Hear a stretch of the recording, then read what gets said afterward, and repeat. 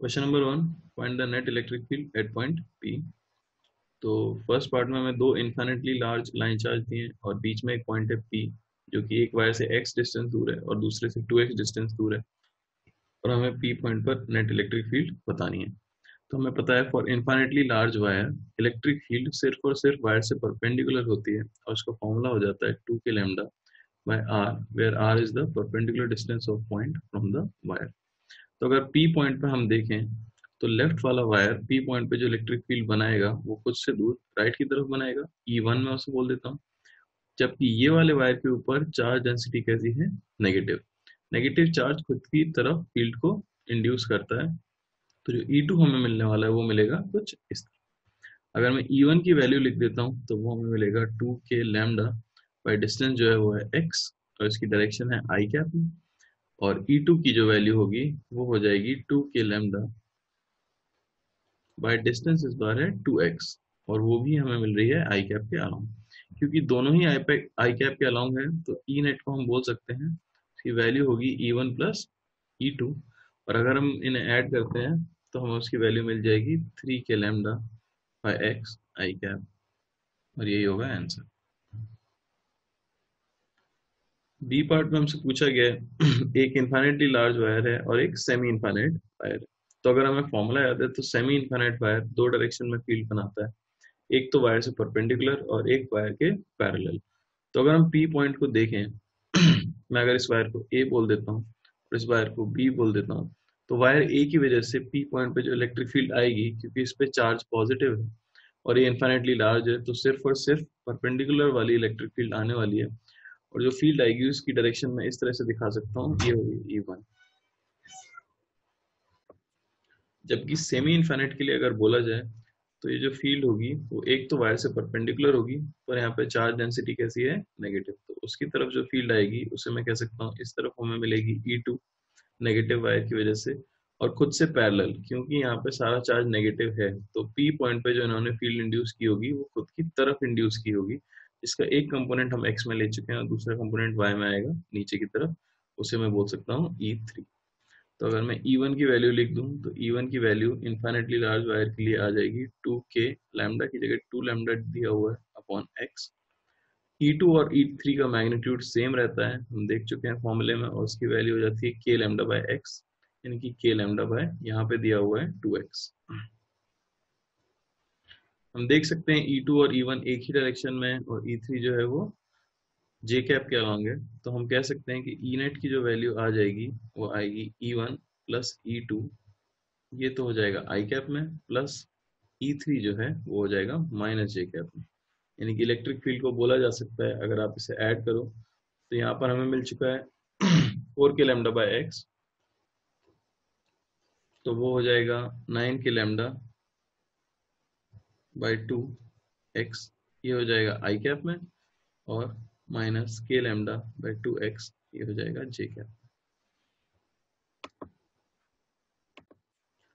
C part में जो question है वो हमारा स्पेशल केस है। इसमें एक फाइनाइट वायर हमें दिया हुआ है और पॉइंट पी उसके सामने नहीं है, यानी कि हम ये कह सकते हैं कि अगर हम वायर के टॉप और बॉटम दोनों को परपेंडिकुलर से कनेक्ट करने की कोशिश करें तो दोनों अलग एक ही डायरेक्शन में एंगल क्रिएट कर रहे हैं। तो सबसे पहले तो हमें परपेंडिकुलर डिस्टेंस कैलकुलेट करनी होगी। मैं कह सकता हूँ ये वायर हमें दिया हुआ है कुछ इस तरह से, और ये पॉइंट है पी, ये जो डिस्टेंस हमें दी गई है ये डिस्टेंस दी गई थी डी। अगर हम इसको एक्सटेंड करें वायर को और पी पॉइंट से उसके ऊपर परपेंडिकुलर ड्रॉप करें तो ये जो डिस्टेंस है ये हम कैलकुलेट कर सकते हैं। ये डिस्टेंस हमें बताई गई थी डी, और ये एंगल दिया गया है 30 डिग्री। इससे जो परपेंडिकुलर डिस्टेंस वायर से हमें मिल जाएगी वो मिल जाएगी डी कॉस 30 डिग्री। अब अगर आप टॉप और बॉटम को कनेक्ट कर दो तो आप देख सकते हो बॉटम को कनेक्ट करने पे एंगल घूमना पड़ रहा है 30, जबकि टॉप को कनेक्ट एंगल घूमना पड़ेगा जो हमें वो होगा 60 डिग्री। तो अगर हम फॉर्मूले में लगा देते हैं, हमें पता है एक फील्ड तो ई परपेंडिकुलर में आती है और एक फील्ड कहाँ आएगी, ई पैरेलल में, क्योंकि ये पॉजिटिव चार्ज है तो सारी फील्ड इससे दूर जाती हुई होगी। ई परपेंडिकुलर का फॉर्मूला अगर मैं पुट करता हूँ, ई परपेंडिकुलर हमें मिल जाएगा के लैम्डा बाय आर, जो कि हो जाएगा के लैम्डा बाय आर, यानी कि perpendicular distance D cos 30 degree sine theta 1 minus sine theta 2, हमें इसे पॉजिटिव लाना होता है, sine 60 degree minus sine 30 degree, और डायरेक्शन हम देख ही सकते हैं ये है आई कैप, प्लस हम बोल सकते हैं ई पैरेलल जो कि हो जाएगा के लैम्डा बाय आर, यानी कि फिर से डी कॉस 30 डिग्री, और cos theta 2 minus cos theta 1, इसे भी पॉजिटिव लाना है तो cos 30 degree minus cos 60 degree, और डायरेक्शन हम देख ही सकते हैं माइनस जे कैप के अलावा। सिमिलरली अगर डी पार्ट पे जाया जाए तो डी पार्ट में हमें एक वायर दिया गया है जो कि बेंट हो रहा है, चार्ज जो उसके ऊपर है पर यूनिट लेंथ वो पॉजिटिव है। तो अगर मैं इसका हाफ पोर्शन देखूं जो कि एक तरफ से तो इनफाइनाइट है लेकिन एक तरफ से पी पॉइंट पे कुछ ना कुछ एंगल सबटेंड कर रहा होगा, तो हम देख सकते हैं ये डिस्टेंस है डी और साथ ही साथ ये डिस्टेंस भी हमें दी गई है डी। अगर मैं वायर के टॉप को कनेक्ट करूं तो ये एंगल होगा कुछ थीटा 1, हालांकि बॉटम को कनेक्ट करने के लिए आपको एंगल जाना पड़ेगा 90 डिग्री। तो थीटा 1 की जो वैल्यू है आप यहाँ से निकाल सकते हो, tan theta 1 will be equal to D by D यानी कि 1, तो थीटा 1 हम बोल सकते हैं हमारे पास है 45 डिग्री। अगर फिर से वैल्यूज पुट की जाए तो यहाँ पे एक तो हमें मिलेगा ई परपेंडिकुलर जो कि कह सकते हैं ये है ई परपेंडिकुलर, और एक मिलेगा ई पैरेलल। अब परपेंडिकुलर से ऊपर चार्ज सिर्फ और सिर्फ डी लेंथ तक है जबकि नीचे चार्ज इनफाइनाइट लेंथ तक है, और हम जानते हैं पॉजिटिव चार्ज खुद से दूर इलेक्ट्रिक फील्ड क्रिएट करता है।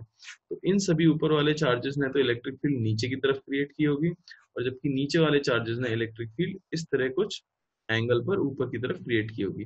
तो नेट इफेक्टिवली वाई कंपोनेंट नीचे वालों का ऊपर आएगा और ऊपर वालों का नीचे आएगा, क्योंकि नीचे वाले चार्जेस ज्यादा हैं तो नीचे वालों की फील्ड भी ज्यादा होगी, इसलिए हम कह सकते हैं नेट फील्ड जो आएगी पैरेलल वाली वो ऊपर की तरफ आने वाली।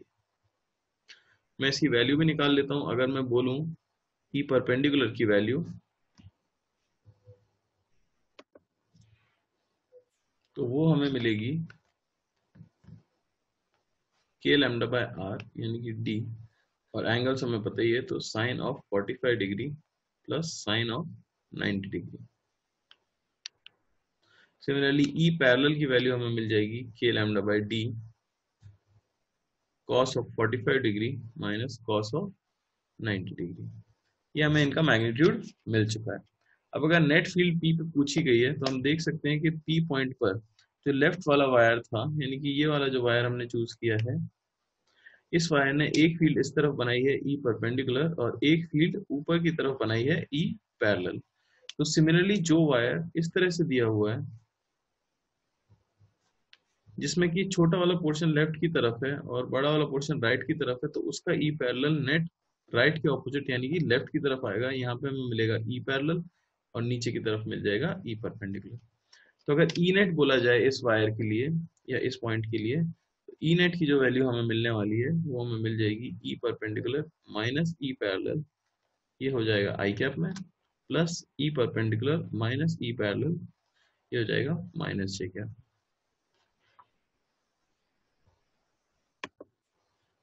क्वेश्चन नंबर 1 का ई पार्ट जो है वो काफी अच्छा क्वेश्चन है।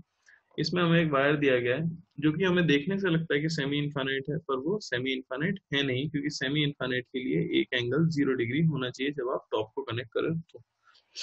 हालांकि हमें परपेंडिकुलर डिस्टेंस अगर पूछी जाए पॉइंट पी की इस वायर से कितनी है तो हम उसे एक्स नहीं बोल सकते क्योंकि ये एंगल 90 डिग्री नहीं है। तो परपेंडिकुलर डिस्टेंस निकालने के लिए मैं वायर को एक्सटेंड करके देखता हूँ और पॉइंट पी से एक परपेंडिकुलर ड्रॉप कर देता हूँ उसके ऊपर। ये डिस्टेंस क्योंकि x है, ये एंगल 37 डिग्री है, तो ये एंगल भी हमें 37 डिग्री मिल जाएगा और उसी वजह से ये एंगल हमें मिल जाएगा 53 डिग्री। तो जो परपेंडिकुलर डिस्टेंस आ रही है वो आती है x cos 53 डिग्री। ये हो गई है हमारी perpendicular distance from the wire. अब हम सिंपली देख सकते हैं कि एक तो हमें ई परपेंडिकुलर मिलने वाला है और एक ई पैरेलल मिलने वाला है। ऑब्वियसली इस वायर से ई परपेंडिकुलर जो आएगा वो कुछ इस डायरेक्शन में आएगा। मैं कह सकता हूँ ये पॉइंट अगर पी है और ये हमारा वायर है तो ई परपेंडिकुलर जो है वो वायर से परपेंडिकुलर आना चाहिए, यानी कि कुछ इस तरह से हमें जो मिलेगी फील्ड वो होगी ई परपेंडिकुलर। और क्योंकि most of the wire right side पे है तो ई पैरेलल भी जो हमें मिलेगा अवे फ्रॉम द वायर, यानी कि इस तरह से हमें मिलेगा ई पैरेलल। ये दोनों आपस में 90 डिग्री बना रहे होंगे। अब हमें हालांकि ये पता लग चुका है, ये थी परपेंडिकुलर डिस्टेंस जो भी है, ये एंगल हमें मिल चुका है 53 डिग्री।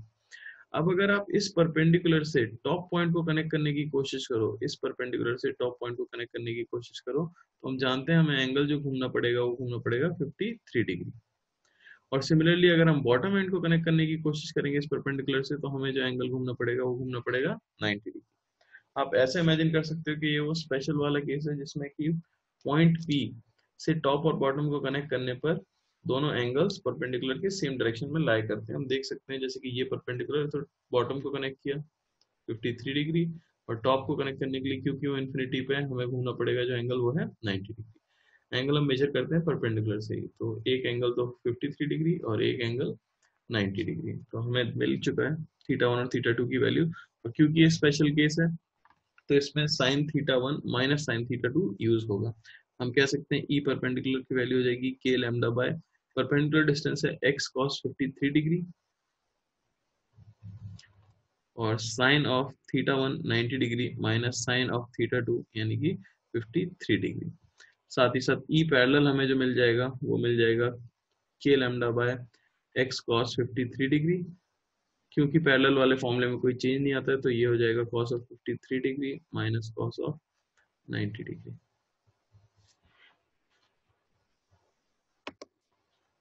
क्वेश्चन नंबर 2 है the sides of a parallelogram are given by A vector and B vector, find the flux of electric field. तो काफी सिंपल क्वेश्चन है ये। फ्लक्स का फॉर्मूला हमें याद रखना होगा क्योंकि यहाँ पे पैरेललोग्राम है जो कि एक 2D ऑब्जेक्ट है, तो फ्लक्स का फॉर्मूला जो हो जाता है फाई हो जाता है E vector dot A vector. क्योंकि ई वेक्टर हमें क्वेश्चन में दिया ही है तो बेसिकली हमें ए वेक्टर कैलकुलेट करना है। हम जानते हैं पैरेललोग्राम के लिए एरिया वेक्टर जो होता है वो हो जाता है cross product of its adjacent sides जो कि दी गई है। ठीक है ना, हमें यहाँ पे दी गई है ए और बी से, तो मैं सिर्फ क्रॉस प्रोडक्ट कैलकुलेट कर लेता हूँ। यानी कि हमें कैलकुलेट करना है, अगर आप डायरेक्टली नहीं कर सकते तो आई जे के बना के कर लीजिए। यहाँ पे प्लस, यहाँ पे माइनस, यहाँ पे प्लस। आप ए के लिए फिल कर सकते हैं, ए क्रॉस बी कैलकुलेट करना है 2 3 0, और बी के लिए अगर कैलकुलेट करना है -2 -1 और 4। यहाँ से हमें टर्म जो आई कैप की मिलेगी इसका रो और कॉलम हाइड करके 12, आई कैप के लिए अगर बोला जाए तो 12, माइनस जे कैप के लिए अगर हम कैलकुलेट करते हैं तो वो हमें मिलेगा 8, और के कैप के लिए अगर हम कैलकुलेट करते हैं रो और कॉलम हाइड करके वो हमें मिलेगा 4। तो एरिया वेक्टर जो हमें मिलता है वो मिल जाता है 12 आई कैप माइनस 8 जे कैप प्लस 4 के कैप। अब सिंपली आप फ्लक्स को लिख सकते हो 12 आई कैप माइनस 8 जे कैप प्लस 4 के कैप का डॉट प्रोडक्ट हमें करना है एरिया इलेक्ट्रिक फील्ड यानी कि 2 आई कैप माइनस जे कैप प्लस 3 के कैप। डॉट प्रोडक्ट में सिंपली आई कैप को मल्टीप्लाई जे कैप को मल्टीप्लाई, यहाँ से फ्लक्स की वैल्यू मिल जाएगी 24 प्लस 8 प्लस 12 यानी कि 44 वेबर। Question number 3 है circular loop of area A naught is placed in the xy plane. A uniform electric field E naught I cap exists in the space. Find the flux through the loop. तो ये भी एक simple question है क्योंकि loop जो है वो xy plane के अंदर रखा हुआ है,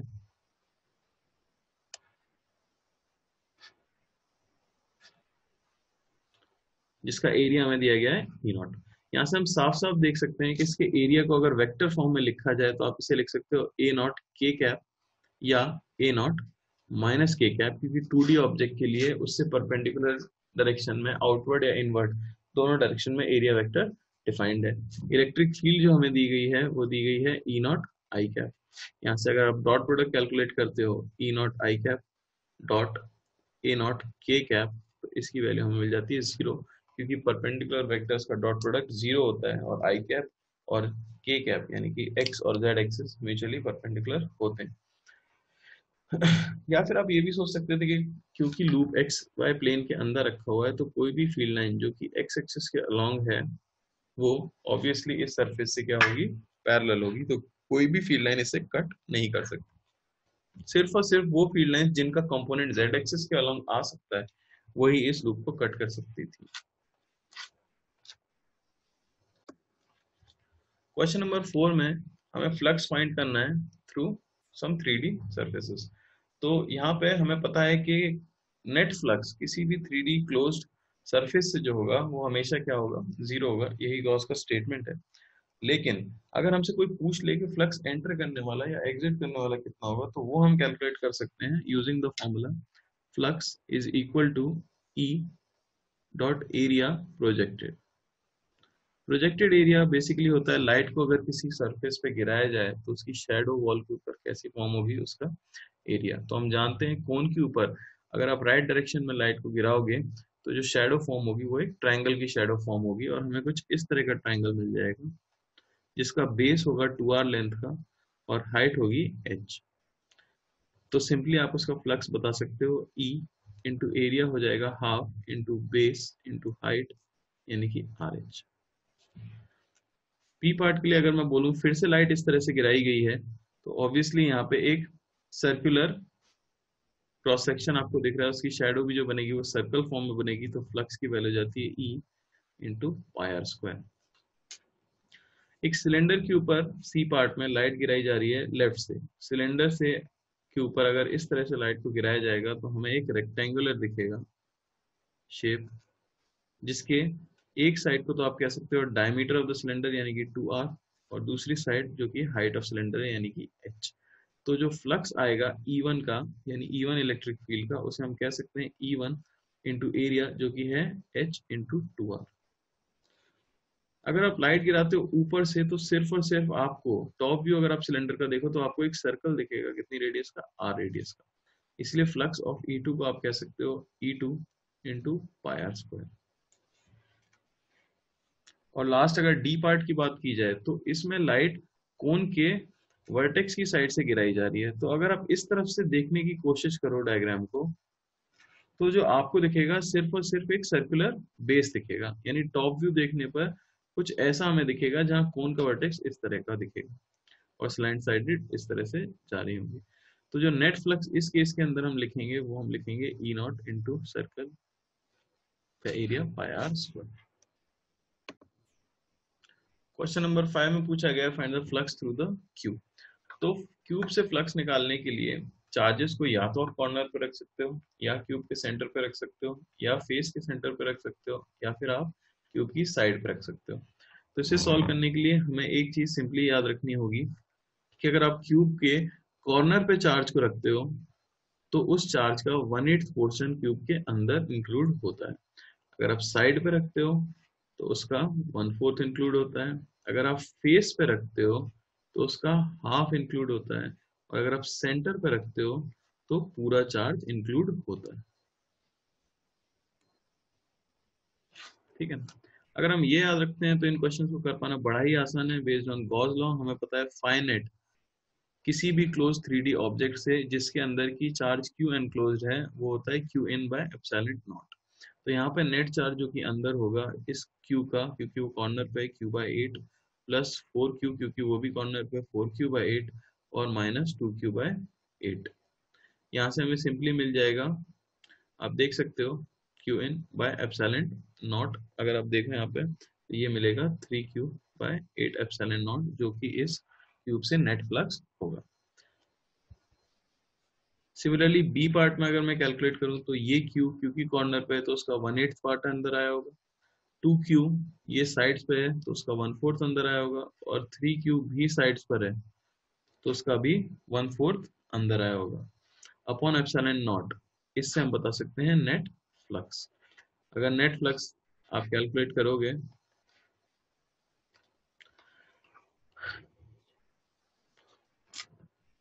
तो यहां से हमें मिल जाएगा 3q bye 8 epsilon nought.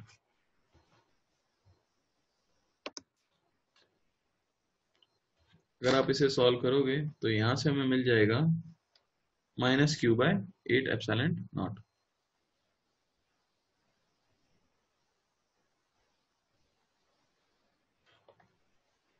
Minus sign यहाँ पे क्या बता रहा है, माइनस साइन हमें ये बता रहा है कि नेट चार्ज एनक्लोज जो है 3D सरफेस में वो नेगेटिव है, तो नेट फील्ड लाइंस जो है वो सरफेस को एंटर कर रही है, ना कि एक्स। सिमिलरली अगर सी पार्ट को सॉल्व किया जाए 2q जो है वो कॉर्नर पे है तो 2q बाय 8 प्लस 3q पूरी तरह से सेंटर पर है 3q। जो बाहर माइनस क्यू रखा हुआ है, बाहर वाले चार्जेस क्यू के एनक्लोज नहीं है तो उन्हें हम नेट फ्लक्स की कैलकुलेशन में इंक्लूड नहीं करेंगे। ये हो जाएगा बाय एप्सिलॉन नॉट, और ये हमें मिलेगा 13Q by 4 epsilon nought. D part में सिमिलरली अगर सॉल्व किया जाए तो नेट फ्लक्स जो हमें मिलने वाला है वो हो जाएगा 2Q, क्योंकि फेस क्यू पर तो 2Q/2, माइनस क्यू भी फेस क्यू पर है तो -Q/2, 3Q जो है साइड पे है तो 1/4, और -4Q ये कॉर्नर पे है तो 1/8 बाय एप्सिलॉन नॉट से आपको मिलेगा नेट फ्लक्स, जो कि हो जाएगा 3Q/4 epsilon nought. Question number 6 में हमसे पूछा गया है फ्लक्स थ्रू कर्व सरफेस। यहाँ पे एक चार्ज 2Q को हेमिस्फीयर के सेंटर पर रखा गया है। हम देख सकते हैं कि हेमिस्फीयर जो है फील्ड लाइंस बनाएगा हर पॉसिबल डायरेक्शन में। तो आप ये कह सकते हो कि अगर ये पूरा स्फीयर होता तो ये पूरे चार्ज को एनक्लोज कर रहा होता, तो जो नेट फ्लक्स आया होता वो होता 2Q बाय एप्सिलॉन नॉट, क्योंकि सरफेस एरिया हमारे पास अब हाफ है, फ्लक्स भी इसका हाफ होगा, यानी कि Q बाय एप्सिलॉन नॉट इस हेमिस्फीयर से फ्लक्स हो जाएगा। अगले क्वेश्चन में एक रिंग दी गई है जिसकी एक्सिस पर 4r डिस्टेंस पर एक चार्ज Q रखा हुआ है और इस रिंग से नेट फ्लक्स हमें कैलकुलेट करना है। तो यहाँ पर हम सॉलिड एंगल का कॉन्सेप्ट यूज कर सकते हैं। सॉलिड एंगल के कॉन्सेप्ट से हमें पता है कि अगर हम हाफ एंगल कैलकुलेट कर लेते हैं तो उस हाफ एंगल से पास होने वाला फ्लक्स जो हमें मिलेगा फ्लक्स वो होता है Q/2 epsilon not 1 minus cos theta, जहाँ पे थीटा है आपका हाफ एंगल। तो अगर आप रिंग के सरकमफ्रेंस को कनेक्ट करो चार्ज से ताकि हम कैलकुलेट कर सकें कि कितना हाफ एंगल उसके ऊपर सबटेंड हो रहा है, तो वो एंगल हमें मिलता है थीटा। यहाँ पे tan थीटा की वैल्यू हम देख सकते हैं 3r/4r है, यानी कि 3/4, वहां से थीटा हमें मिल जाएगा 37 डिग्री। अगर मैं यहाँ पे पुट कर देता हूँ तो फ्लक्स हमें मिलेगा Q/2 epsilon not 1 minus cos of 37 degree, जो कि हो जाएगा Q/10 epsilon nought.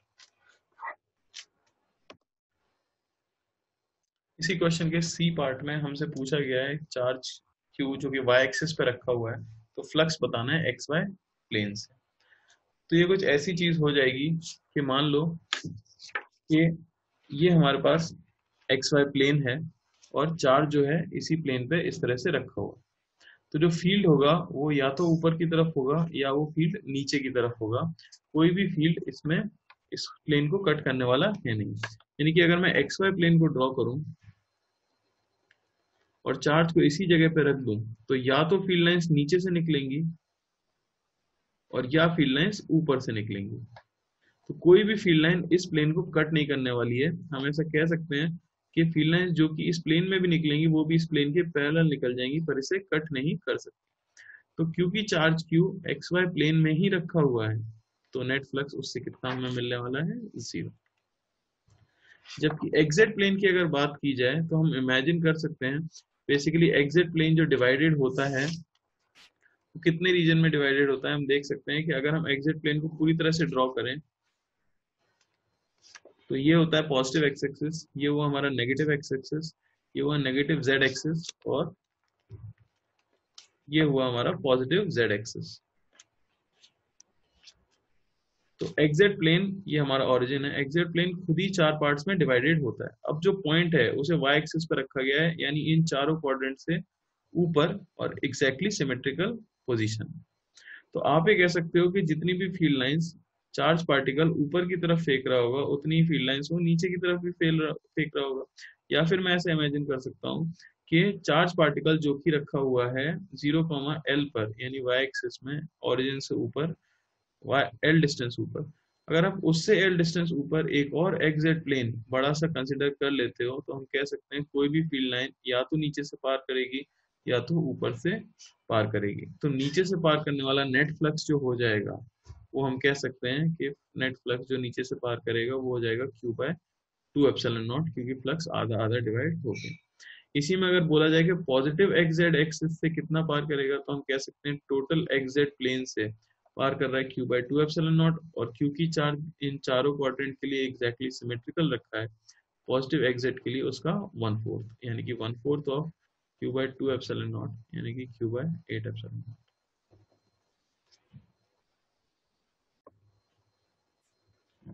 D part फिर से सॉलिड एंगल पर ही बेस्ड है। सॉलिड एंगल अगर हम यहाँ से कैलकुलेट करें, ये एंगल में बोल देता हूँ थीटा, तो tan थीटा की वैल्यू जो हमें मिल जाएगी वो मिल जाएगी 1/√3, यानी कि मैं थीटा को कह सकता हूँ 30 डिग्री। क्योंकि थीटा में 30 डिग्री मिल चुका है तो हम सिंपली फ्लक्स को लिख सकते हैं। फ्लक्स जो होगा वो हमें मिल जाएगा q/2 epsilon not 1 minus cos 30 degree, यानी कि q/2 epsilon not 1 minus √3/2।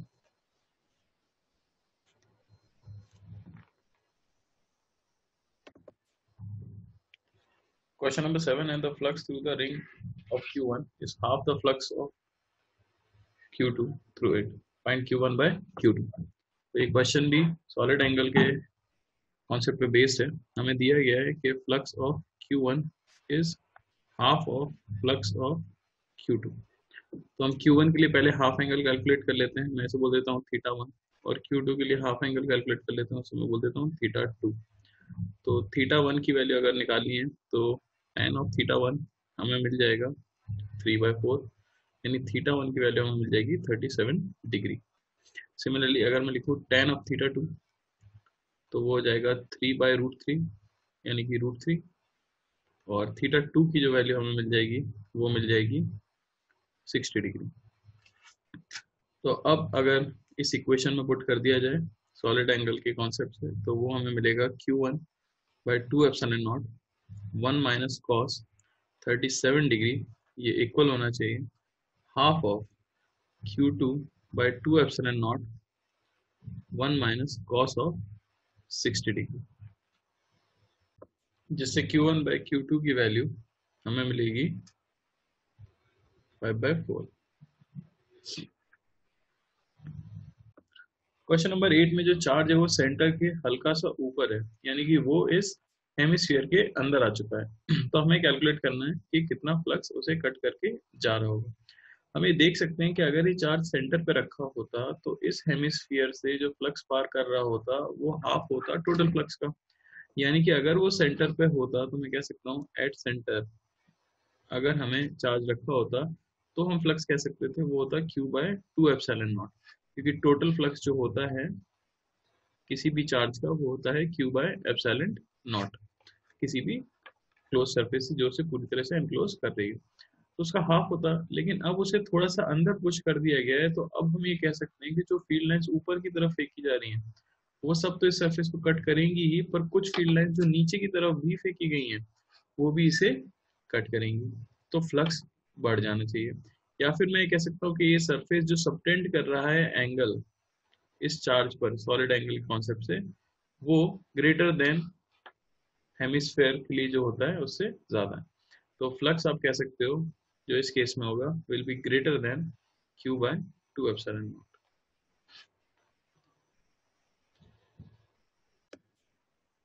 Question number 9 एक बहुत ही अच्छा क्वेश्चन है।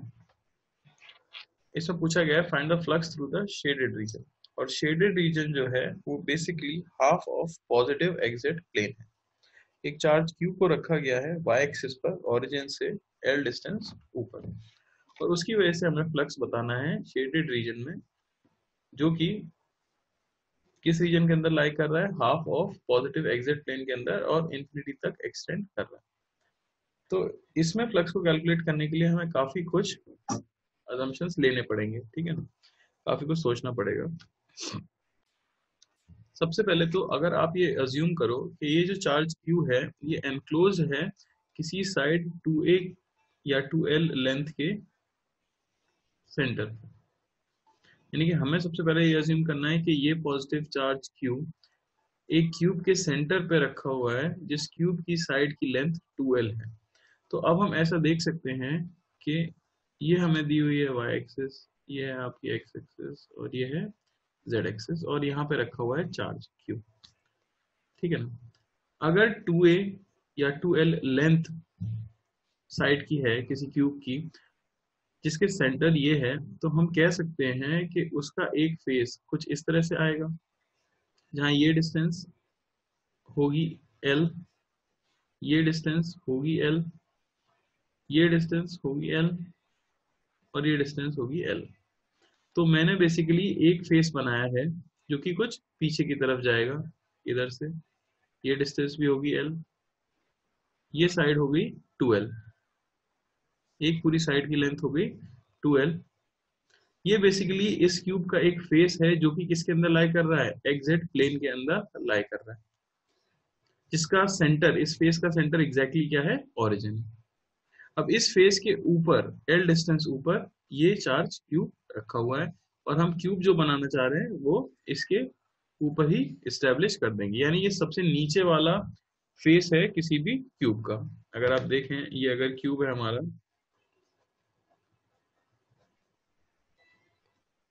तो जो फेस मैंने ड्रॉ किया है वो ये वाला फेस है, और चार्ज क्यू जो रखा हुआ है वो कुछ यहाँ पे रखा हुआ है।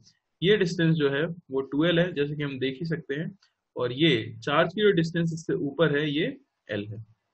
तो अब मैं कह सकता हूं कि ये जो चार्ज है ये इस क्यूब के लिए परफेक्टली सिमेट्रिकल है। तो जो शेडेड पोर्शन होता, जो हमने इमेजिनरी शेडेड पोर्शन यहाँ पर बनाया है, उससे पार करने वाला जो फ्लक्स होता वो होता Q/6ε0, क्योंकि हमें पता है ये चार्ज इस क्यूब के लिए परफेक्टली सिमेट्रिकल सिचुएशन में रखा हुआ है, तो हर फेस से जो फ्लक्स पार करेगा उसकी वैल्यू होगी Q/6ε0।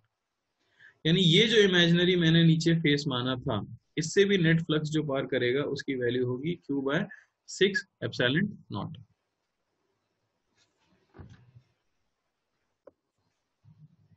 और अब हम देख सकते हैं कि अगर मैं पॉइंट ले लेता हूँ, इस पॉइंट को नाम दे देता हूँ A, इसको मैं दे देता हूँ O दिया ही हुआ है, इसको मैं दे देता हूँ B, और ये इक्वली 4 पार्ट्स में डिवाइडेड है हमारा जो फेस लिया है हमने एक्जेक्ट प्लेन में जो कि लाई कर रहा है। तो मैं कह सकता हूँ कि फ्लक्स थ्रू AOB, ये जो है हमारा शेडेड रीजन, इससे जो फ्लक्स पार कर रहा होगा उसकी वैल्यू हो जाएगी Q/6ε0 का 1/4, क्योंकि पूरे नीचे वाले फेस से पार किया है Q/6ε0, तो उसका 1/4 जो है वो इस फेस से पार किया होगा। और अब मैं ये देख सकता हूं कि अगर मैं एक लाइन ड्रॉ कर देता हूं यहाँ पर, तो इस आधे रीजन से जो फ्लक्स पार किया है, यानी जहां पर मैंने डबल शेडिंग की कर दी है, तो हम कह सकते हैं flux through half of AOB will be half of flux through AOB, यानी कि हाफ ऑफ 1/4 ऑफ Q/6ε0, यानी कि Q/48ε0। आगे इसे करने के लिए अब मैं इमेजिन करूंगा कि इन्फाइनेटली लार्ज एक्जेक्ट प्लेन हमारे पास है, ठीक है ना, जो कि इन्फिनिटी तक एक्सटेंड कर रहा है, और ये है हमारा ओरिजिन। हमें पता है चार्ज क्यू कुछ यहाँ पे रखा हुआ है किसी डिस्टेंस L ऊपर, तो मैं इससे L डिस्टेंस ऊपर ही एक और इन्फाइनेटली लार्ज प्लेन ले लेता हूँ। ये दोनों प्लेन्स कैसे हैं, इन्फाइनेटली लार्ज। ये डिस्टेंस L थी और ये डिस्टेंस भी क्या है, L है।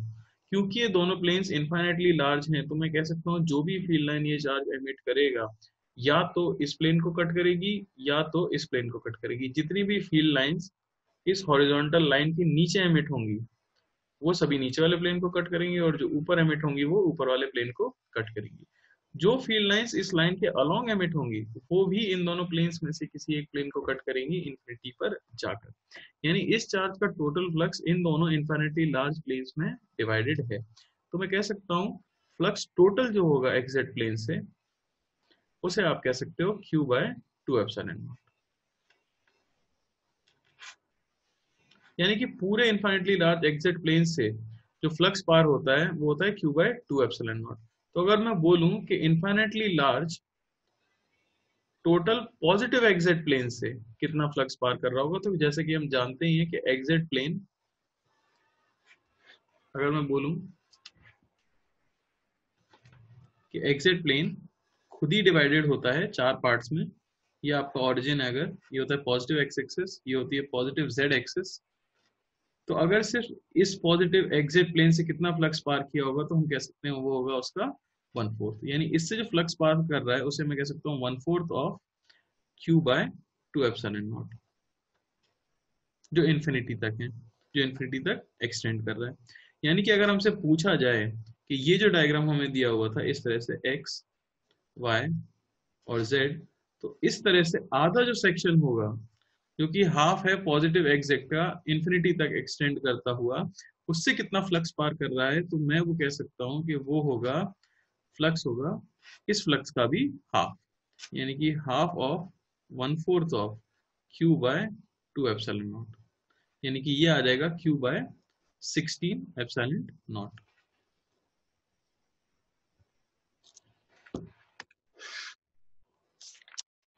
जो रीजन है यहाँ पर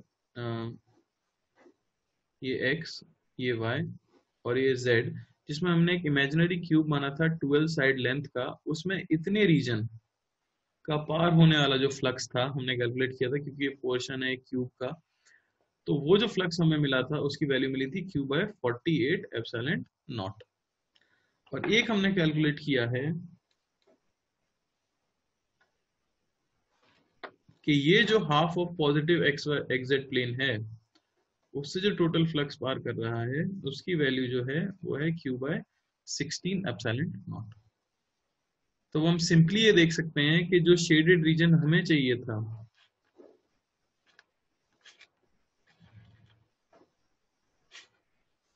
जो शेडेड रीजन हमें चाहिए था, यानी कि इस लाइन को पार करके आगे वाला रीजन, उससे जो फ्लक्स पार कर रहा होगा उसे सिंपली आप कह सकते हो होगा Q by 16 epsilon nought minus Q by 48 epsilon not,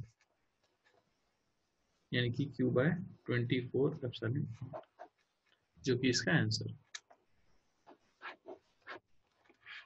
तो ये क्वेश्चन थोड़ा सा मुश्किल है, अगर हम फिर से रिवाइज करें कि हमने किया क्या, तो सबसे पहले तो जो चार्ज हमें दिया हुआ था मैंने माना कि वो एनक्लोज्ड है सिमेट्रिकली एक 12 लेंथ साइड के क्यूब से। फिर मैंने उस क्यूब का एक बेस ड्रॉ किया जो कि इस पॉइंट से शो किया जा रहा है, तो उससे जो फ्लक्स पार करने वाला था वो था क्यू बाय 6 एप्सिलॉन नॉट, क्योंकि वो सिमेट्रिकली रखा हुआ था। फिर मैंने इस फेस में भी जो इसका क्वार्टर था नीचे उसे कंसिडर किया, यानी ये छोटा सा पोर्शन जो था उसे कंसिडर किया इस क्यूब के अंदर, तो वो आया 1/4 of Q by 6 epsilon nought, ठीक है ना। फिर हमने उसका भी हाफ कंसिडर किया, यानी कि ये वाला रीजन जो हमें कैलकुलेट करना था उसका हाफ की वैल्यू जो हमें मिली है वो मिली क्यू बाय 48 एप्सिलॉन नॉट। इसके बाद मैंने उसी चार्ज क्यूब को दो इन्फिनिटली लार्ज एग्जैक्ट प्लेन से के बीच में लाई करते हुए माना, वहां से हमें पता लगा कि नीचे वाले इन्फिनिटली लार्ज एग्जैक्ट प्लेन से जो फ्लक्स पार करेगा वो होगा Q by 2 epsilon.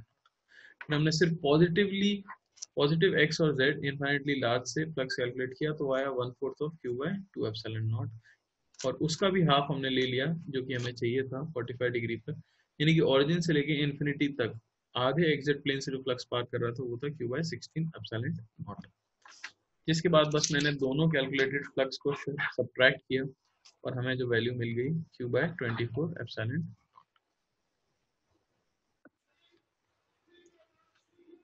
Ninth question के बी पार्ट में पूछा गया है find the flux through the shaded region. एक चार्ज है जिसे कि क्यूब के कॉर्नर पे रखा गया है और उससे एग्जैक्टली ऑपोजिट वाला जो फेस है एच ई एफ जी, वहां से हमें फ्लक्स कैलकुलेट करना है।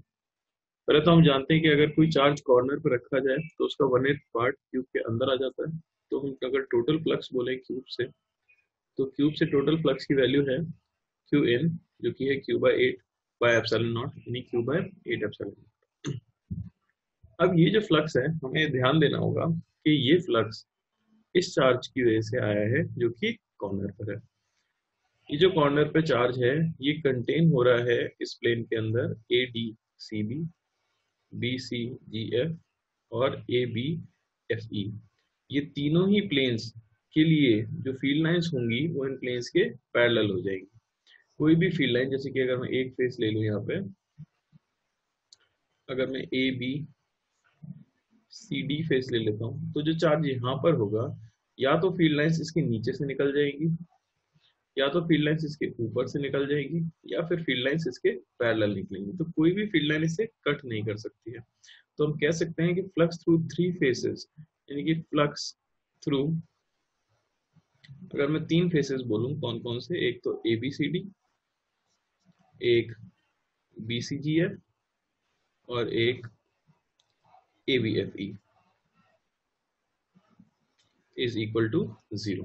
तो ये जो टोटल फ्लक्स है ये ऑब्वियसली किन में डिवाइडेड होगा, बचे हुए 3 फेजेस में डिवाइडेड होगा, और यहीं से हम कह सकते हैं flux through EFGH will be flux total जो कि हमें मिला है अपॉन 3, यानी कि Q by 8 epsilon nought by 3, यानी कि Q बाय 24 एप्सिलॉन नॉट।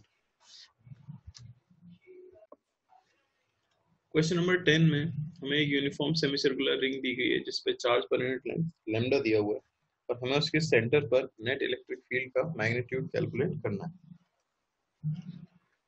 तो इसमें हम पॉइंट चार्ज की इलेक्ट्रिक फील्ड का कॉन्सेप्ट यूज करेंगे। पहले आप किसी भी एंगल थीटा पे जाके डी थीटा थिकनेस का एक एलिमेंट कंसिडर कर सकते हो। ये जो छोटा सा एलिमेंट हमें मिलेगा, मान लेते हैं इसके ऊपर चार्ज है dq। तो dq की वैल्यू अगर हम लिखें तो dq की वैल्यू हो जाएगी लैम्डा इनटू इसकी थिकनेस जो कि होगी rd थीटा। इस dq की वजह से नेट फील्ड जो प्रोड्यूस हो रही होगी वो कुछ इस डायरेक्शन में होगी, मैं कह सकता हूँ de, जहाँ ये जो एंगल फॉर्म हो रहा है ये एंगल भी होगा थीटा। इस DE के दो कंपोनेंट्स हमें मिल जाएंगे, एक तो आएगा x के अलोंग जिसे हम कह सकते हैं DE cos थीटा, और एक कंपोनेंट आएगा y के अलोंग जिसे हम बोल सकते हैं DE sin थीटा। अब अगर पूरी रिंग के लिए बात की जाए तो हम देख सकते हैं कि हर थीटा वाले पार्टिकल के लिए इस डायरेक्शन में भी थीटा एंगल पर एक दूसरा पार्टिकल एग्जिस्ट कर रहा होगा। अगर ये वाला पार्टिकल इस तरफ फील्ड क्रिएट कर रहा है E1, तो ये पार्टिकल इस तरफ फील्ड क्रिएट कर रहा होगा E1। हम देख सकते हैं इनकी फील्ड्स के कंपोनेंट x डायरेक्शन में आते हैं और y डायरेक्शन में आते हैं। सिमिलरली इसका कंपोनेंट भी x डायरेक्शन में आता है और y डायरेक्शन में आता है। तो आप देख सकते हो कि y डायरेक्शन के कंपोनेंट्स तो ऐड हो जाते हैं लेकिन x डायरेक्शन के कंपोनेंट्स कैंसिल हो जाएंगे। यानी मैं कह सकता हूँ कि इस लाइन के अबाउट जितने भी पार्टिकल्स राइट में हैं उन सभी का x का कंपोनेंट कैंसिल हो जाएगा, जितने भी पार्टिकल्स लेफ्ट में हैं उन सभी के x के कंपोनेंट के साथ। यानी कि हमें सिर्फ y के कंपोनेंट का समेशन निकालना है। तो मैं बोल सकता हूँ कि y डायरेक्शन में नेट इलेक्ट्रिक फील्ड हो जाएगी DE sin थीटा, या थीटा 0 से लेकर पाई तक वेरी कर जाएगा। वैल्यू पुट कर देते हैं, DE की वैल्यू होगी k dq by r square into sine theta from 0 to pi. यहाँ पे पुट कर सकते हैं k dq की वैल्यू हो जाएगी lambda r d theta sine theta by r square 0 से लेके पाई तक। इसे सॉल्व करने पे मिलेगा k lambda by r sine theta का इंटीग्रेशन हो जाएगा माइनस कॉस थीटा 0 से लेके पाई तक। ये हो गया k lambda by r minus cos of pi plus cos of 0, और यहाँ से हमें आंसर मिलेगा 2k lambda by r। Question number 11 काफी सिमिलर है क्वेश्चन नंबर 10 से, बस इसमें चार्ज की डेंसिटी जो है lambda charge per unit length वो बाय एक्सिस के राइट साइड में पॉजिटिव है और लेफ्ट साइड में नेगेटिव है। इस क्वेश्चन को करने के लिए भी हम थीटा पे जाके डी थीटा का एक एलिमेंट कंसिडर करेंगे और उसके ऊपर डी क्यू चार्ज लिख देंगे जिसकी वैल्यू हो जाएगी lambda into R D theta. इस डी जो हमने एलिमेंट चूज किया है छोटा सा डी क्यू चार्ज, उसकी नेट फील्ड जो आएगी वो इस डायरेक्शन में मान लेते हैं आ जाएगी डीई। उसके दो कंपोनेंट्स आएंगे, एक इस तरफ आएगा डीई कॉस थीटा और एक नीचे की तरफ आएगा डीई साइन थीटा। तो इस केस में अगर आप देखो कि कोई भी चार्ज पार्टिकल जो आपने चूज किया है छोटा सा थीटा एंगल पर, उसके करस्पॉन्डिंग एक पार्टिकल इंटीग्रेशन के टाइम पर हम चूज करेंगे इधर से थीटा एंगल पर। अंतर बस ये है कि यहाँ का चार्ज पॉजिटिव होगा और यहाँ का चार्ज नेगेटिव होगा। इसकी वजह से इस पार्टिकल का डीई जो बनेगा वो तो इस तरफ बनेगा, जबकि नेगेटिव चार्ज पार्टिकल का डीई जो बनेगा वो इस तरफ बनेगा। हम देख सकते हैं कि दोनों के कंपोनेंट्स एक तो एक्स के लॉन्ग आएंगे जिन्हें हम कह सकते हैं डीई कॉस थीटा, और कंपोनेंट्स आएंगे वाई के लॉन्ग डीई साइन थीटा और डीई साइन थीटा। यानी कि हम देख सकते हैं कि सिंपली y वाले कंपोनेंट्स तो क्या होने वाले हैं कैंसिल, तो हमें बस x वाले कंपोनेंट्स को ऐड करना। दूसरी चीज ये है कि हम इंटीग्रेशन एक ही यूज नहीं कर सकते, आप डायरेक्टली 0 से लेके पाई तक इंटीग्रेट नहीं कर सकते क्योंकि लैम्डा कांस्टेंट नहीं है। तो या तो हम 0 से लेके पाई बाय 2 तक इंटीग्रेट करेंगे लैम्डा पुट करके, और पाई बाय 2 से लेके पाई तक इंटीग्रेट करेंगे माइनस लैम्डा पुट करके, या फिर आप सिंपली 0 से लेके पाई बाय 2 लिमिट पुट करके इंटीग्रेशन का क्या कर सकते हो डबल कर सकते हो। तो x के अलोंग जो इलेक्ट्रिक फील्ड है उसे मैं कह सकता हूँ integration of D E cos theta from 0 to लेके π/2। ये सिर्फ और सिर्फ राइट वाले पोर्शन का x में नेट इलेक्ट्रिक फील्ड का कंपोनेंट होगा। इसे कहा जा सकता है k dq by R square cos theta from 0 to pi, और इसकी वैल्यू हमें मिल जाएगी k by R square integration of d q की वैल्यू पुट कर देते हैं लैम्डा आर डी थीटा, और एक हमारे पास है कॉस थीटा। यहाँ से अगर आप इसे इंटीग्रेट करोगे तो हमें मिलेगा k by R square into lambda R बाहर आ चुका है, integration of cos theta D theta 0 से लेके π/2। कॉस थीटा का इंटीग्रेशन हो जाएगा साइन थीटा, ये हो गया k lambda by R sine theta, यानी कि साइन ऑफ π/2 यानी कि 1। इसका डबल करने से आपको नेट इलेक्ट्रिक फील्ड मिल जाएगी। तो ई नेट को मैं कह सकता हूँ 2ex यानी कि 2k लैम्डा बाय आर, जो कि हमारा आंसर है। इस क्वेश्चन में बोला गया है two tiny conducting balls of identical mass m and identical charge q hang from a non conducting thread of length l, theta is small, then for equilibrium x is equal to this, find 5n। तो हमें बोला गया है कि दोनों ही balls या दोनों ही particles हम कह सकते हैं किसमें है, इक्विलिब्रियम में है। तो अगर आप किसी भी एक पार्टिकल का FPD बना दो और उस पर नेट फोर्स 0 कर दो, तो हम जानते हैं ये एंगल दिया हुआ है थीटा, ये लेंथ है l और ये डिस्टेंस है x/2। एक तो यहाँ पे इलेक्ट्रोस्टैटिक फोर्स लग रहा होगा जिसे मैं कह सकता हूँ Fe, और एक यहाँ पे लग रहा होगा एक फोर्स जिसे हम कह सकते हैं mg, और ये नेट फोर्स की डायरेक्शन होगी जहाँ ये एंगल होगा थीटा। यहाँ पे अगर हम tan थीटा लिखते हैं तो हम लिख सकते हैं कि tan theta will be equal to Fe यानी कि फोर्स इलेक्ट्रोस्टैटिक बाय mg। क्योंकि थीटा स्मॉल है तो आप एक अजम्पशन यूज कर सकते हो कि sine theta is nearly equal to tan theta. तो इसी को मैं लिख सकता हूँ sine theta is equal to electrostatic force by mg। Sine theta हमें अगर इस ट्राइंगल से देखते हैं तो परपेंडिकुलर बाय हाइपोटेनस ये हमें मिलेगा x/2l। अगर हम इलेक्ट्रोस्टैटिक फोर्स की वैल्यू पुट करें k q1 q2 by R square, और नीचे हमारे पास mg, ये इक्वल हो जाएगा x/2l के। यहाँ से अगर आप x³ कैलकुलेट कर लेते हो तो उसकी वैल्यू मिलेगी 2, k की वैल्यू पुट कर देते हैं 4πε0 q² l/mg। यहाँ से x की वैल्यू हमें मिल जाती है q² l/2πε0 mg की पावर 1/3, यानी कि n की वैल्यू हमारे पास है 2। हमसे पूछा गया था 5n की वैल्यू, तो 5n की वैल्यू हो जाएगी 10।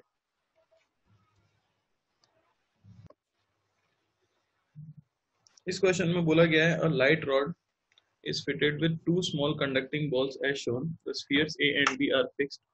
Find x when the rod is horizontal. Find the value of h such that rod exerts no vertical force on the hinge when rod is horizontal.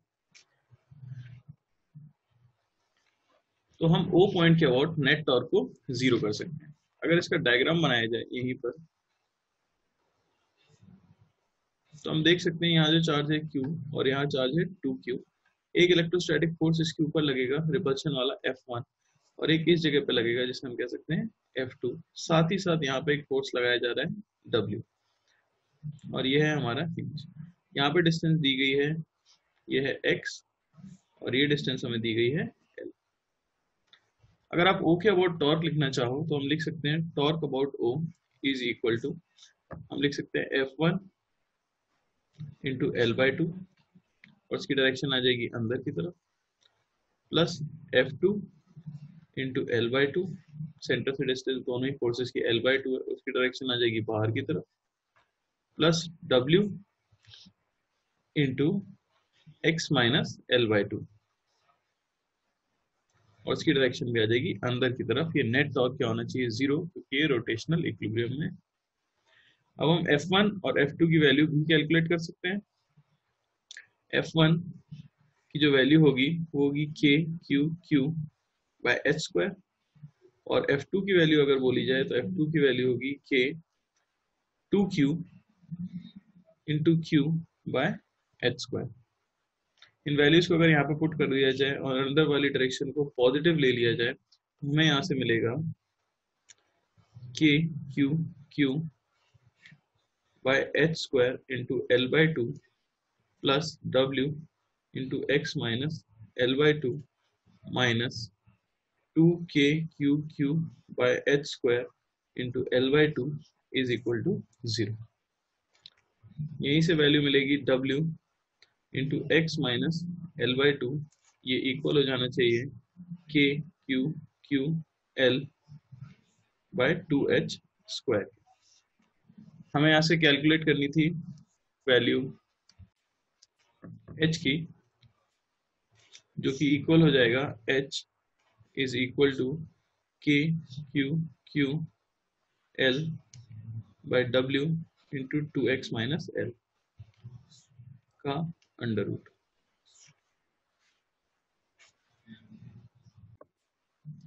इसी के नेक्स्ट पार्ट में पूछा गया find the value of h such that rod exerts no vertical force on the hinge when the rod is horizontal.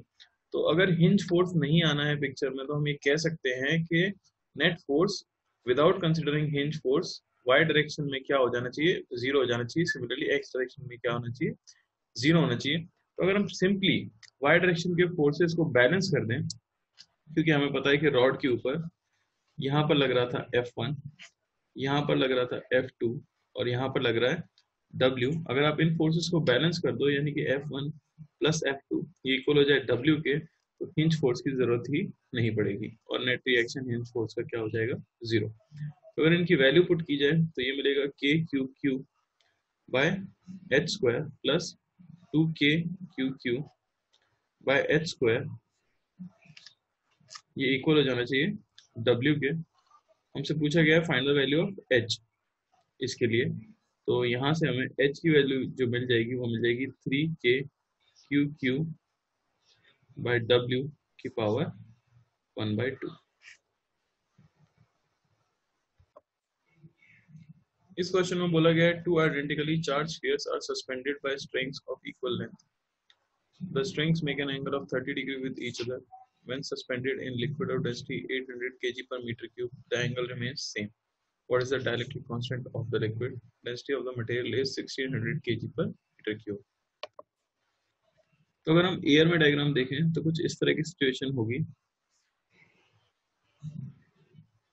हमें दिया हुआ है कि ये एंगल है 15 डिग्री। अगर आप एयर में इस सिचुएशन को देख रहे हो, दो आइडेंटिकली चार्ज स्फीयर्स है, यानी इस पे चार्ज Q है तो इसका भी चार्ज Q होगा।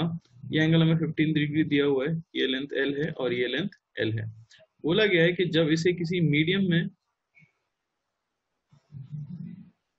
सस्पेंड किया जाता है तब भी ये एंगल चेंज नहीं होता है, यानी तब भी ये एंगल कितना रहता है, 15 डिग्री ही रहता है। चार्ज तब भी Q है और ये लेंथ तब भी L है।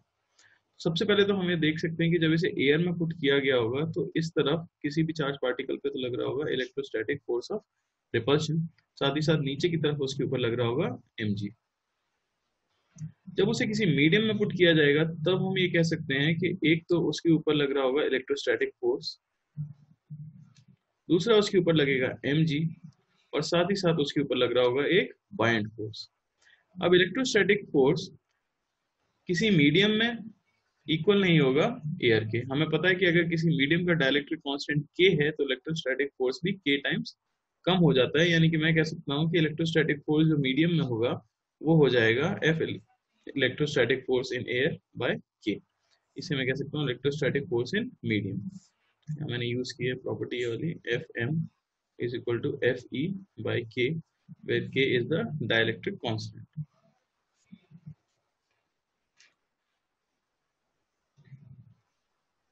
तो अगर एयर और मीडियम दोनों के लिए हम tan 15 डिग्री की वैल्यू लिखें तो पहले हमें मिलेगा tan 15 degree, this must be equal to Fe by mg, ये तो हो गया एयर के लिए। और अगर मीडियम के लिए लिखा जाए तो tan 15 degree this must be equal to F medium upon mg minus Fp, जो कि हमारा बॉयंट फोर्स है। दोनों को इक्वेट कर देते हैं। अगर हम दोनों को इक्वेट करेंगे तो हमें यहाँ से मिलेगा k Q1 Q2 जो कि हो गया Q स्क्वायर बाय इनके बीच की सेपरेशन को मैं x बोल देता हूँ, तो वो हो जाएगा x square into M G, ये इक्वल हो जाना चाहिए हमारे पास k q1 q2 बाय एक्स स्क्वायर, नीचे आ जाएगा डाइलेक्ट्रिक कांस्टेंट का k into M G minus buoyant force. यहाँ से हम सिंपली देख सकते हैं कि डाइलेक्ट्रिक कांस्टेंट की जो वैल्यू हमें मिलने वाली है वो मिल जाएगी M G upon M G minus F B. अब एम जी आप जानते हैं क्या होगा, ये होगा density of metal into volume of metal into G upon density of metal volume of metal into G minus density of liquid या medium into volume, क्योंकि पूरी तरह से सबमर्ज्ड है, इंटू जी। यहाँ से हमें k की वैल्यू जो मिल जाती है वो मिलेगी density of metal by density of metal minus density of medium. ये हमें मिल जाएगा 1600 kg पर मीटर क्यूब स्फीयर्स की है अपॉन 1600 माइनस 800 मीडियम की है, और k की वैल्यू हमें मिल जाती है 2। नेक्स्ट क्वेश्चन है, two non-fixed charges are at a separation of d, each having charge q. Find the magnitude of charge that should be placed between them so that all the three charges stay in equilibrium. तो हमने पहले भी equilibrium की problem solve की है, लेकिन वहां पर हम जो टू चार्जेस लेते थे जो कि एंड्स पे रहते थे उनको हम फिक्स लेते थे, लेकिन इस बार केस में वो फिक्स्ड नहीं है, तीनों ही चार्जेस फ्री टू मूव हैं। हम जानते हैं अगर यहाँ पे क्यू रखा है और यहाँ पे क्यू रखा है, मान लेते हैं उनके बीच का सेपरेशन डी है, तो हमें पता है ऑब्वियसली एक दूसरे को रिपेल कर रहे हैं तो दूर जाना चाह रहे होंगे। इनके बीचों बीच लाके अगर हम चार्ज कोई क्यू रख देते हैं, स्मॉल क्यू, तो पहली चीज तो हम ये देख सकते हैं कि स्मॉल क्यू के ऊपर तो नेट फोर्स जीरो ही है, क्योंकि ये पॉजिटिव चार्ज इधर की तरफ लगाएगा और ये पॉजिटिव चार्ज इधर की तरफ लगाएगा। अब अगर इस क्यू के ऊपर भी नेट फोर्स को जीरो करना है, यहाँ से आप एक चीज तो देख ही सकते हो सबसे पहले कि net electric field at Q is equal to zero, तो F at Q is equal to zero, तो ये चार्ज तो इक्विलिब्रियम में आ ही चुका है। अब अगर आपको चार्ज जो कि ए पॉइंट पर रखा हुआ है उसे भी इक्विलिब्रियम में लाना है, यानी कि for equilibrium of charge at A, हम ये देख सकते हैं कि ये जो बी पर चार्ज रखा हुआ है वो ए वाले चार्ज को रिपेल करेगा, यानी लेफ्ट में फोर्स लगाएगा, तो क्यू को उसे इक्विलिब्रियम में रखने के लिए राइट में फोर्स लगाना पड़ेगा। तो हम ये देख सकते हैं कि charge on Q must be negative, ये सिंपली आप देख सकते हो। अब हम फोर्स को अगर बैलेंस कर देते हैं, ठीक है ना, तो आप कह सकते हो कि फॉर क्यू इसके ऊपर इस तरफ एक फोर्स लगेगा F1 और इस तरफ एक फोर्स लगेगा F2, जो कि स्मॉल क्यू की वजह से और ये कैपिटल क्यू की वजह से। मैं दोनों का मैग्नीट्यूड इक्वल कर देता हूँ, ये हमें मिलेगा k q1 q2 by D square equal हो जाना चाहिए k q1 q2 by D by two का होल स्क्वायर। यहाँ से हमें q की वैल्यू जो मिल जाएगी वो मिल जाएगी q बाय 4, जो कि सिर्फ मैग्नीट्यूड है, तो अगर साइन के साथ रखा जाए तो q must be equal to minus q by 4।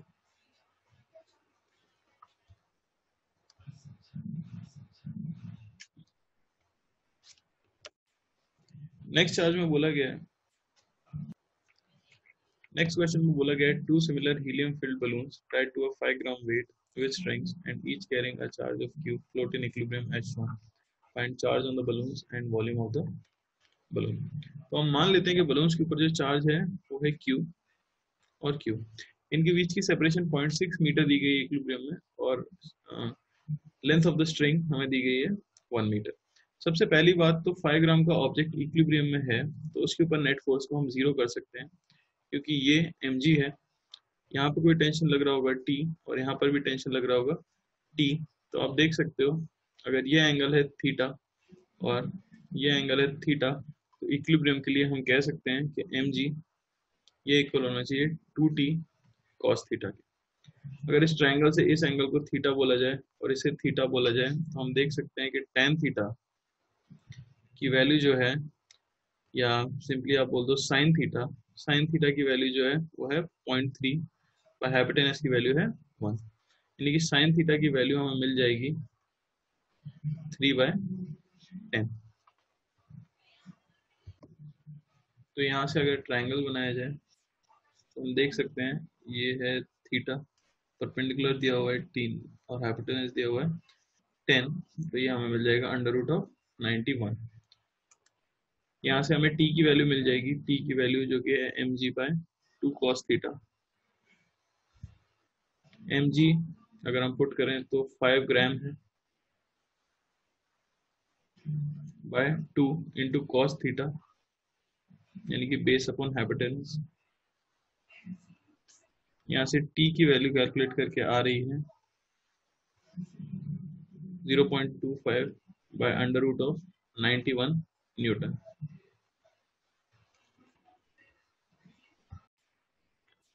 आगे अगर बलून के लिए नेट फोर्स कैलकुलेट किया जाए, जो कि क्या होना चाहिए, 0 होना चाहिए, तो हम देख सकते हैं यहाँ पे लग रहा होगा टेंशन T उसके ऊपर, नीचे उसके ऊपर लगेगा mg, क्योंकि वो एयर में है तो उसके ऊपर लग रहा होगा एक बाइंड फोर्स, और इस तरफ लग रहा होगा एक electrostatic force of repulsion.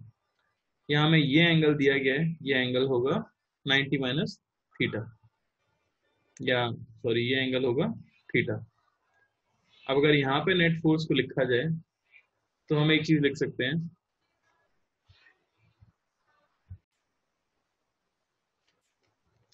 T sine theta जो कि x में कंपोनेंट है, वो इक्वल हो जाना चाहिए इलेक्ट्रोस्टैटिक फोर्स के, यानी कि टी साइन थीटा ये इक्वल हो जाएगा k q1 q2 बाय उनके बीच का सेपरेशन 0.6 मीटर दिया हुआ है x स्क्वायर। अगर हम यहाँ से पुट करें तो q की वैल्यू जो हमें मिलती है वो मिलती है अंडर रूट ऑफ 0.6 का square T sine theta by k। अगर वैल्यूज पुट की जाए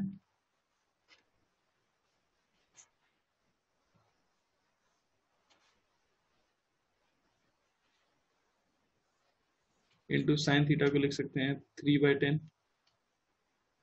अपॉन k, जिसकी वैल्यू हमें पता ही है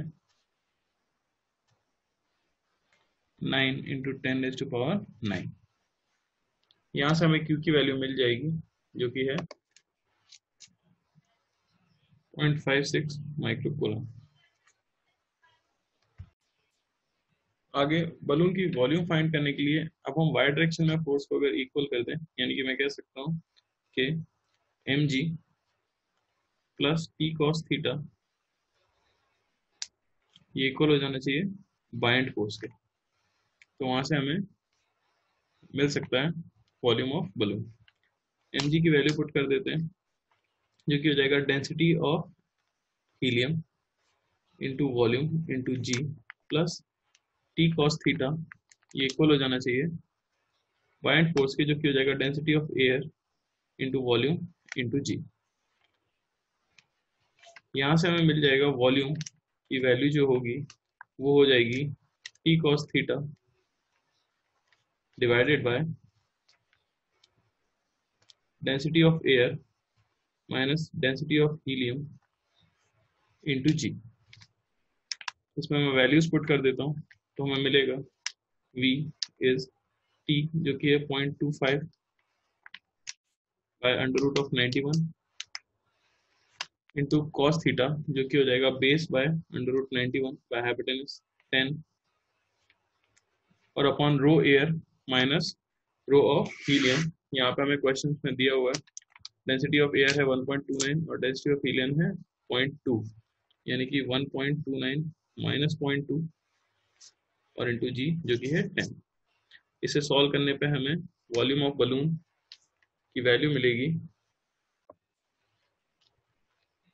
2.3 इंटू 10⁻³ मीटर क्यूब।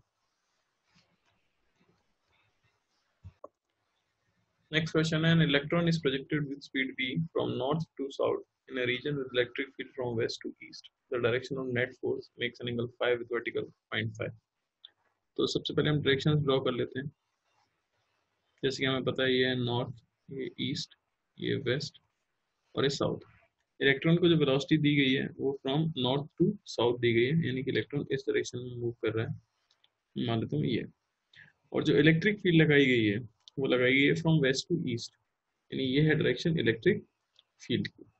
तो हम ये देख सकते हैं कि इस इलेक्ट्रॉन के ऊपर एक तो फोर्स लगेगा mg जो किधर की तरफ लग रहा होगा, अंदर की तरफ, इनटू द प्लेन mg, और एक लगेगा कूलम्ब्स फोर्स जो कि होगा q इंटू ई और वो क्योंकि चार्ज नेगेटिव है तो इलेक्ट्रिक फील्ड के ऑपोजिट डायरेक्शन में लगेगा,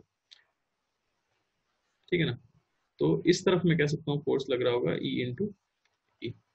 अब मैं नेट फोर्स पूछा गया है, तो अगर इसे ड्रॉ किया जाए वर्टिकल डायरेक्शन के साथ, तो वर्टिकली नीचे लग रहा है mg, और इस तरफ फोर्स लग रहा है इसके ऊपर QE, यानी कि E इंटू ई। तो जो एंगल फाई वर्टिकल के साथ बना रहे होंगे फाई, हम कह सकते हैं टेन फाई की जो वैल्यू होगी वो हो जाएगी ई बाय एम जी, या हम फाई को बोल सकते हैं tan inverse E by M जी।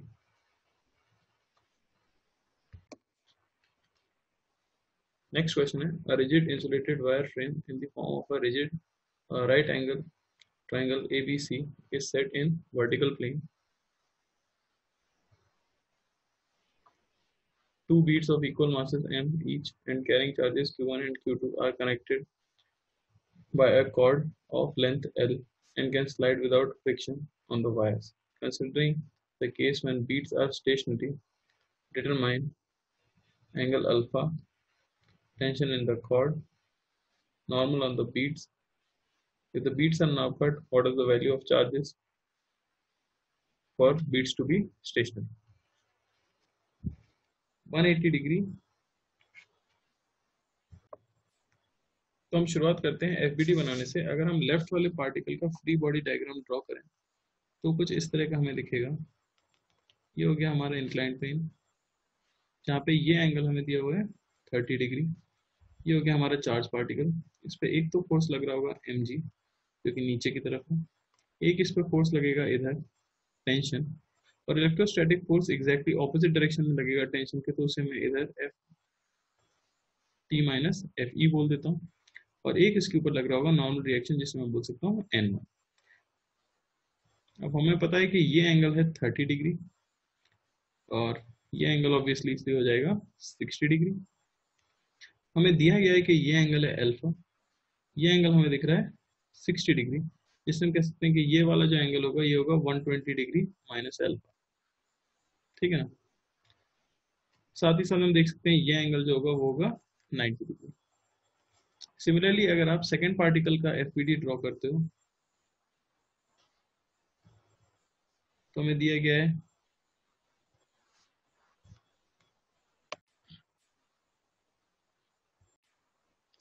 तो सॉल्व करने के लिए हम दोनों पार्टिकल्स का एफबीडी बना लेते हैं। सबसे पहले मैं लेफ्ट वाले पार्टिकल का एफबीडी ड्रॉ कर रहा हूँ।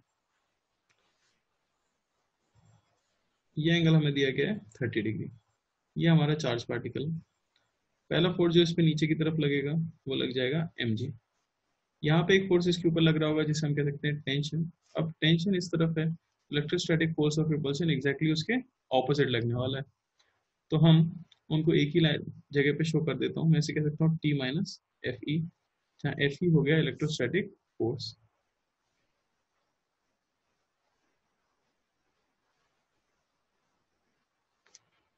साथ ही साथ इसके ऊपर एक फोर्स लग रहा होगा जिसे हम कह सकते हैं एन वन, जो कि है नॉर्मल रिएक्शन।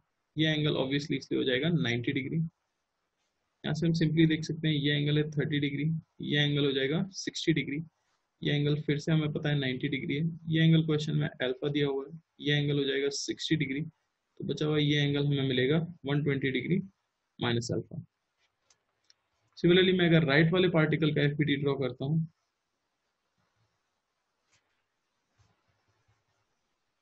तो मैं बताया गया ये एंगल है 60 डिग्री। मान लेते हैं ये पार्टिकल है, एक तो फोर्स उसके ऊपर लगेगा mg, एक इस तरफ फोर्स लगेगा, इलेक्ट्रोस्टैटिक फोर्स इस तरफ लगेगा सेम लाइन के अलोंग, इसलिए उसे मैं यहीं पे शो कर रहा हूँ टी माइनस एफ ई। और एक इसके ऊपर लगेगा नॉर्मल रिएक्शन जिसे मैं कह देता हूँ एन टू। ये एंगल ऑब्वियसली 90 डिग्री है। सिमिलरली ये 60 डिग्री, ये हमें मिल गया 30 डिग्री, ये एंगल फिर से 90 डिग्री। क्वेश्चन में हमें पता है कि ये एंगल हो जाएगा 30 डिग्री। ये एंगल जो होगा इसे आप कह सकते हो, ये एंगल हमें 90 डिग्री दिया हुआ है क्वेश्चन में, तो ये बेसिकली 90 है, तो इन दोनों का समेशन भी 90 होना चाहिए। तो इसे आप कह सकते हो 90 माइनस अल्फा।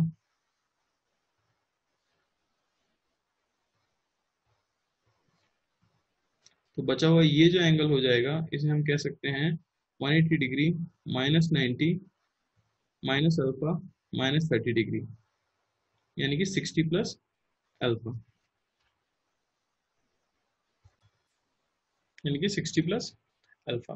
अब अगर हम लैमिस थ्योरम समझें तो लैमिस थ्योरम होता है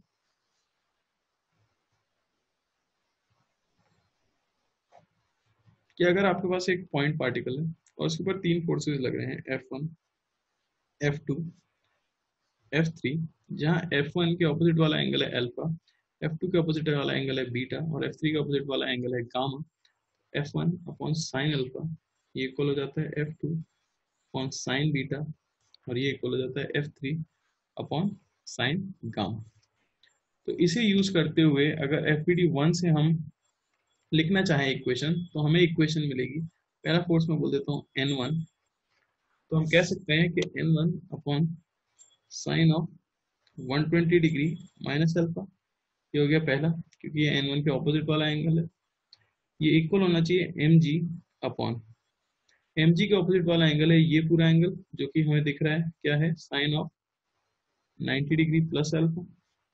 ये इक्वल हो जाना चाहिए t minus F E upon तीसरे फोर्स के ऑपोजिट वाला जो एंगल है वो हमें दिख रहा है sine of 90 degree plus 60 degree.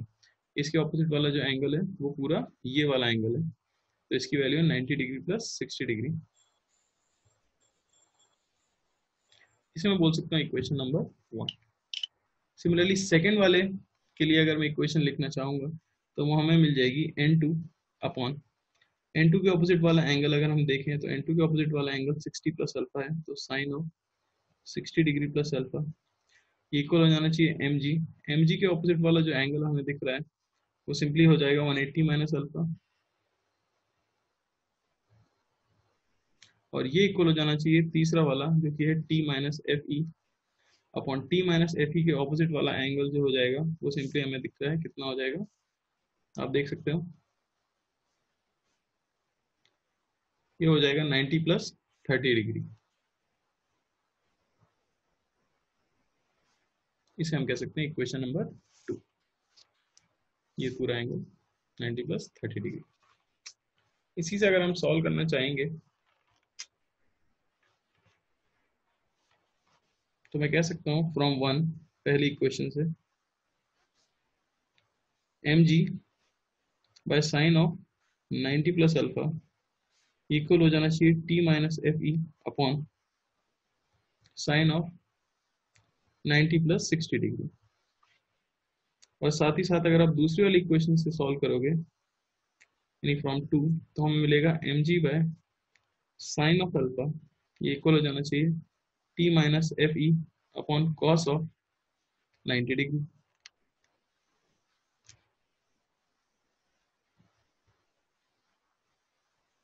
यहाँ से अगर आप इसे डिवाइड कर देते हो तो हमें जो वैल्यू मिलेगी वो होगी tan alpha, this will be equal to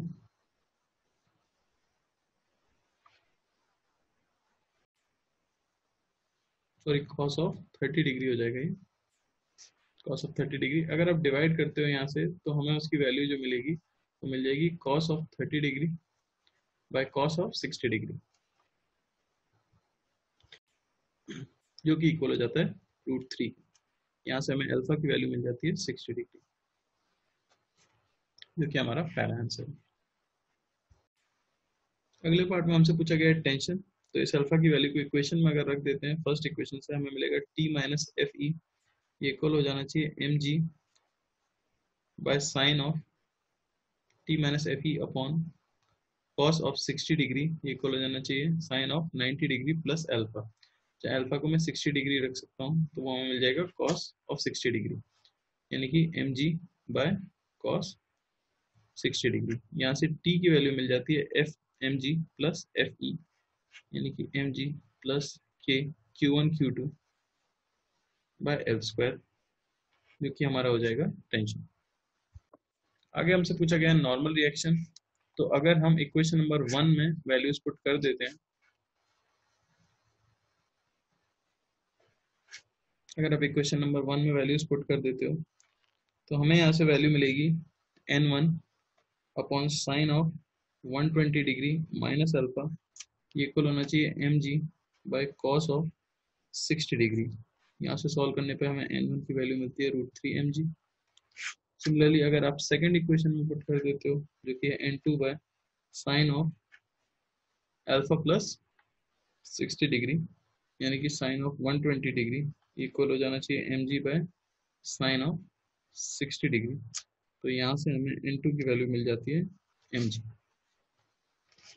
मैं सिंपली अल्फा की जो वैल्यू कैलकुलेट हुई है उन्हें इक्वेशंस में रख रहा हूँ।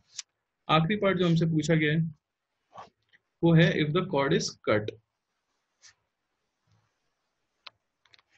तो चार्जेस की वैल्यू क्या होनी चाहिए ताकि वो रेस्ट पर रहे। तो कॉर्ड कट करने से टेंशन क्या हो जाएगा, जीरो, यानी कि तब हमें नेट फोर्सेस को क्या कर देना चाहिए, इक्वल टू जीरो। तो क्योंकि हमारे पास रिजल्ट आ चुका है जो कि है T is equal to M G plus K Q1 Q2 bye L square. यहाँ पे अगर T को हम जीरो पुट कर देते हैं तो हमें Q1 Q2 की जो वैल्यू मिल जाएगी वो मिल जाएगी minus M G by K M G by L square.